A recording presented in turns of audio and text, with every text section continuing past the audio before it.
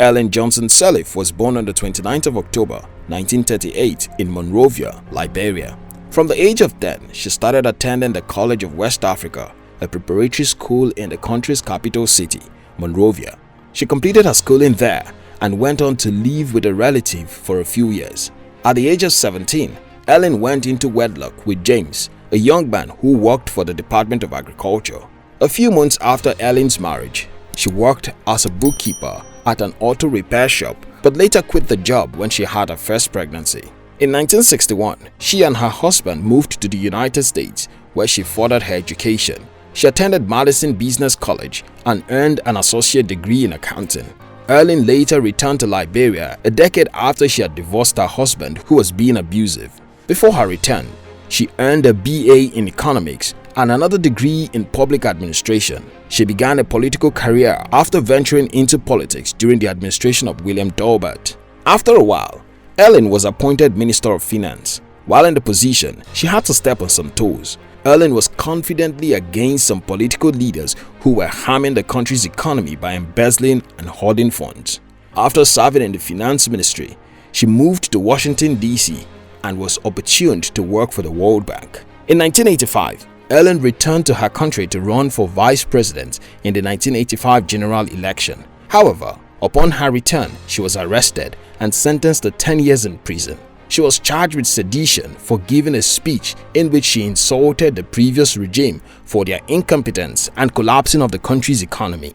Fortunately, she was released shortly after apprehension. During the First Liberian Civil War in 1989, Ellen helped to raise funds for the war, formed the National Patriotic Front of Liberia. After doing this, she was banned from participating in Liberian politics for 39 years.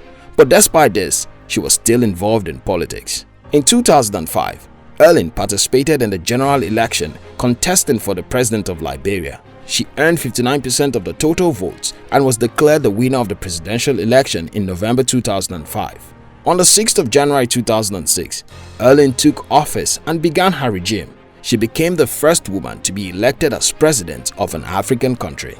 Most times, in a bid to go against the odds and do something remarkable, you would have to be confident. Confidence is the feeling of self-assurance and certainty that enables you to venture into something without being afraid of the challenges that are likely to confront you. George Herbert said, "Skill and confidence are an unconquerable army." In life, being skillful and talented is not enough to make you succeed.